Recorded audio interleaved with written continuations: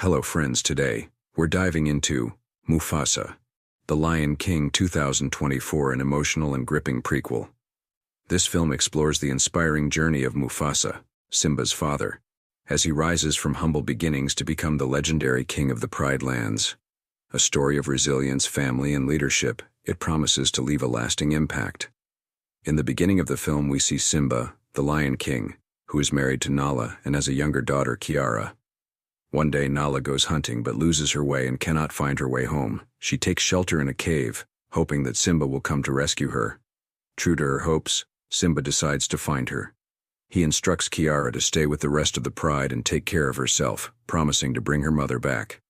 Kiara, meanwhile, enjoys her time with the other animals until Rafiki, her grandfather in the story, arrives. To win Kiara's heart, Rafiki says, "Come Kiara, let me tell you a story." He begins narrating the tale of a lion named Mufasa, who was once a wanderer, but later became a king. The story unfolds with a young Mufasa living with his parents in barren lands. Due to years of drought, the animals there had become weak and sick. One day Mufasa asks his parents about the glowing mountains in the distance. His mother explains, "That place is called Nilele. One day we will go there. I've heard it's full of life and the animals there live in peace." Amidst these conversations, something miraculous happens. It starts to rain. All the animals rejoice and dance in happiness. However, their joy turns into despair as the rain intensifies, causing a massive flood. In this flood, many animals started drowning. And Mufasa also fell into the same flowing water. His dad jumped into the water to save him, and somehow saved him by holding him by the mouth. Before they also drown, they throw Mufasa towards other stones, from where his mom was trying to call him to her side. But Mufasa was scared. Suddenly, with the flowing water, an elephant also came here. Due to the collision of the elephant, the bund broke from here, on which Mufasa was standing. And Mufasa once again drowned in the water. He was lucky that he found a stick floating in the water. Climbing on it, he saved his life.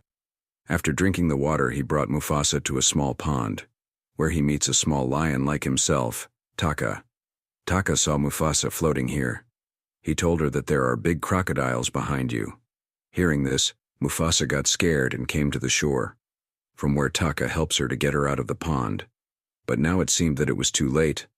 Those crocodiles were very close to him. At the right time, Taka's mom came here. Shaking those crocodiles, she made them run away, and both of them survived. Now Taka tells his mom, "Mom, shall we go to Mufasa's house?" But his mom refuses, because it was a rule of his group. He did not keep any vagabond with him. Then Mufasa said, "No, I am not a vagabond. My dad is the king of his area. But now there is a flood there. And in that flood, I have come away from my mom and dad." Hearing this sad story, Taka's mom also got emotional, and she came to her house, where Taka's dad was also there. But he got more angry after seeing Mufasa. In anger, he also told Taka's mom what Taka's mom said, that we do not keep a vagabond in our group. Here again Mufasa said, "I am not a vagabond. I know my mom and dad will come here one day looking for me, and anyway I am very talented. I can run so fast that I can defeat you in the race." Hearing this, the king said, "Okay, fine.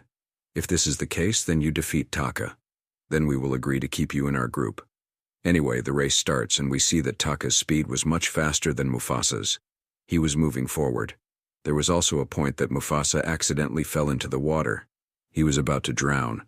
At the right time, Taka saved his life, after which, when the race continued, Taka was still ahead. If he wanted, he could have won this race very easily. But he needed a friend, a brother. Saying this, he slowed down his speed, and in this way, he let Mufasa win this race. Seeing this, Taka's dad was very angry that Taka lost. But Taka was very happy with all this, because finally with his defeat he got a brother, a friend. He was very happy about this, but here his dad tells him, "Taka, be careful. The one you consider your brother, he can also take your reel from you." Anyway, now it is shown that Taka and Mufasa both enjoyed each other's company very much. While playing with animals, they grew up. Everything was going on normally. But one thing that was abnormal, Taka's dad never considered Mufasa a member of his group. He always considered him a vagabond. One day it was seen that Mufasa was hunting with his mom, that is, with Taka's mom. Taka was hiding nearby. Before the group could go hunting for deer, a great danger appeared before them. White lions, far stronger than them, emerged. Seeing them, Taka immediately hid, and his mother noticed this. When the white lions began attacking the deer in their territory, Taka's mom stepped forward to confront them. A fierce battle broke out, and to protect his mother, Mufasa joined the fight. Despite being outnumbered, Mufasa proved stronger than both white lions. He managed to overpower one of them, eventually killing it. After its companion's death, the second white lion, weakened and frightened, fled the scene. Mufasa then returned to their home with his mother. Upon their return, Taka and Mufasa's mother recounted the entire incident to the Lion King. She told him, "If Mufasa hadn't been there, my life wouldn't have been saved today. He fought those powerful lions alone and protected me."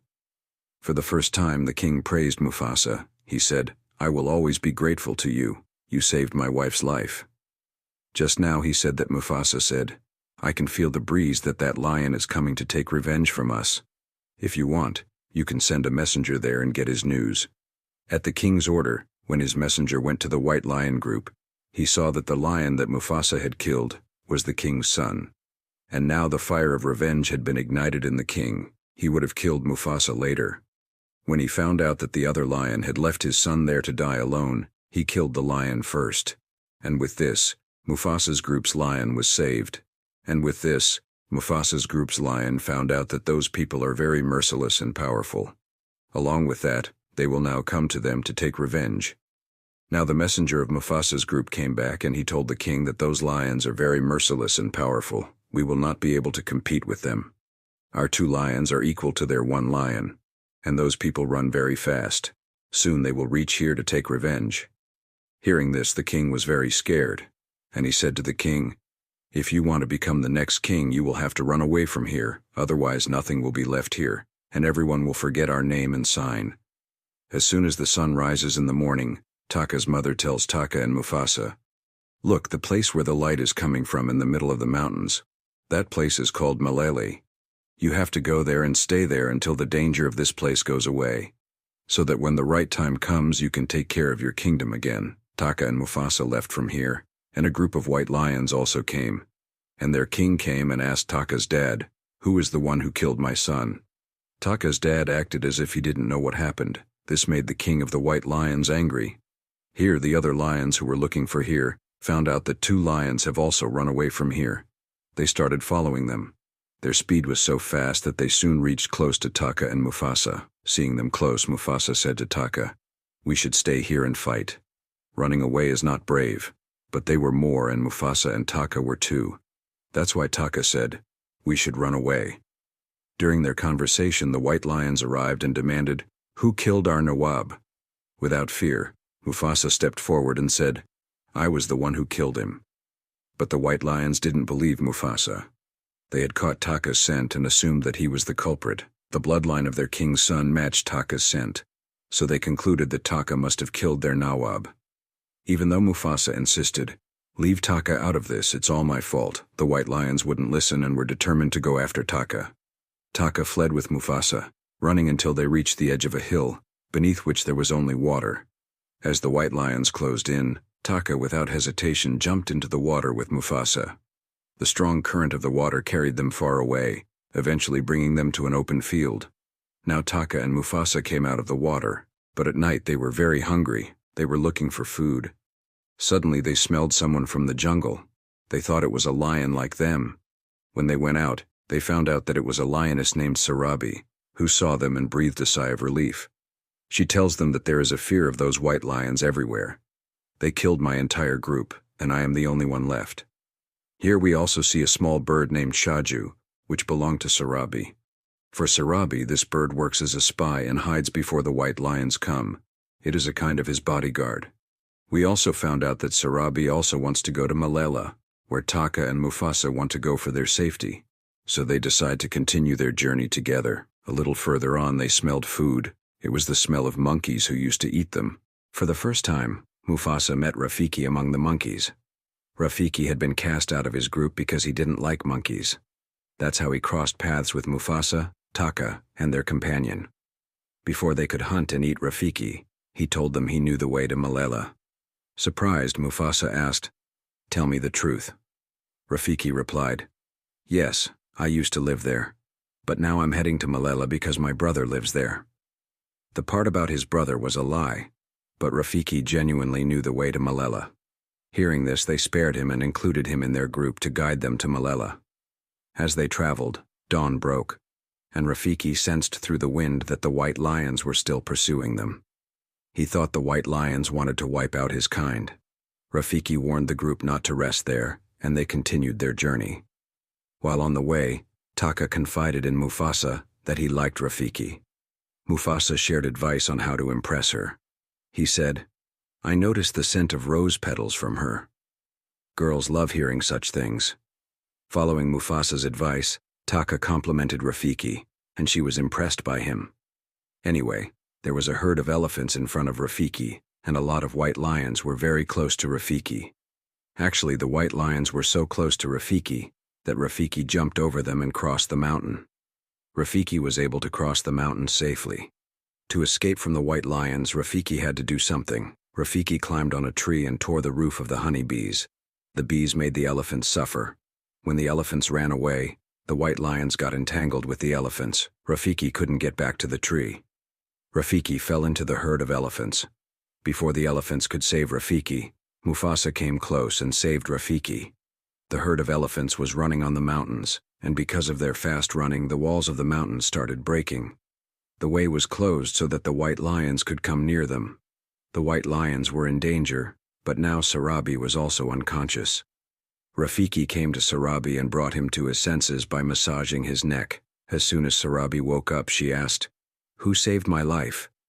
Immediately, Mufasa lied that Taka saved your life. Mufasa was very proud of him. Mufasa was very brave and had a big heart. He was like a shield for his brother. They continued their journey and reached near the snowy mountains. After crossing the snowy mountains, they reached Malala. The white lions were walking ahead, but the problem was that their footprints were missing. Mufasa requested Sarabi's bird Shaju to remove the snow from under his feet so that the footprints could be removed. Mufasa's idea worked very well. When the white lions reached here, they couldn't find any footprints. Mufasa was impressed by Sarabi's idea. Sarabi realized that Mufasa was the one who risked her life to save Sarabi's life. Sarabi realized that Mufasa had sensed the scent of flowers coming from Sarabi's body. Sarabi was attracted to Mufasa. Mufasa tried to convince Sarabi that it was Taka who did all this. Taka got jealous and thought that Mufasa was betraying him. Sarabi remembered what her father had said, that Mufasa would take everything from Sarabi. In his anger, Taka went to the white lions and asked them if they knew who killed Mufasa. Sarabi said that Mufasa killed Mufasa, and that she would help in catching Mufasa because she would take revenge on Mufasa. Taka said that he would follow the footprints of Sarabi to find Mufasa and kill her. In the darkness, Mufasa didn't know that Taka had saved Sarabi's life. In the morning, Mufasa and Taka reached Malele. Mufasa was very happy to see this place because she always used to ask her mom about this place, and she wished that she would come here with her family. Mufasa noticed that all the animals were living here peacefully.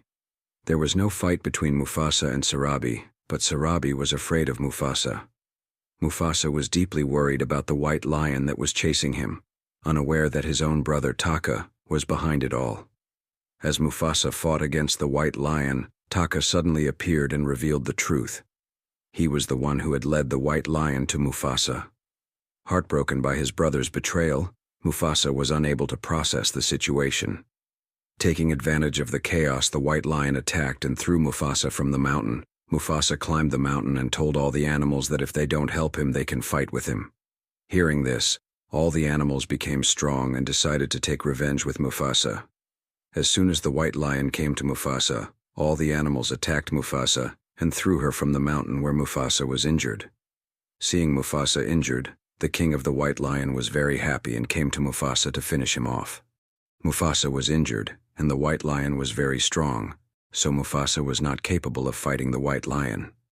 Seeing this, Taka felt pity for Mufasa and told the white lion to let Mufasa go, but the white lion was not in the mood to take revenge. When the white lion attacked Mufasa again, Taka also got injured. Mufasa and Taka had to fight together to fight the white lion. During their fight, we can see that there was a huge earthquake and the mountain was broken. Mufasa, Taka, and the white lion were fighting, and they fell into the water. Mufasa saw that a huge rock was coming towards them, and she pushed the white lion under the rock. In a few seconds, the rock fell on the white lion and the white lion died. Mufasa and Taka defeated the white lion with their bravery. Seeing this, all the white lions ran away. Seeing Mufasa's bravery, everyone in Malayali made Mufasa the new king. Everyone was talking about Mufasa, and after hearing her name, everyone came to meet Mufasa. She was Mufasa's mom who could not recognize Mufasa, but she recognized Mufasa. Both were happy and emotional because Mufasa had learned the truth about her father's death. After reuniting with her mother, Taka approached Mufasa. While Taka was apologizing to Mufasa, the animals began shouting, "Don't forgive him, he's a traitor, he brought the white lion here." Mufasa silenced everyone, saying, "This is my order, Taka will stay with me." Taka, overwhelmed by Mufasa's bravery and kindness, felt even more guilt. He told Mufasa not to remember him again and left for the mountains. Mufasa's story ends here, as it was being narrated by Rafiki to Kiara. After the story, we see that Kiara's father brought her mother back safely. Kiara also discovered that she had a brother. Seeing everyone happy, the story concludes here. So, friends, that was the journey of Mufasa, the Lion King, 2024. If you enjoyed this, don't forget to like, share, and subscribe. Let us know in the comments which part resonated with you the most. Stay tuned for our next video. See you soon.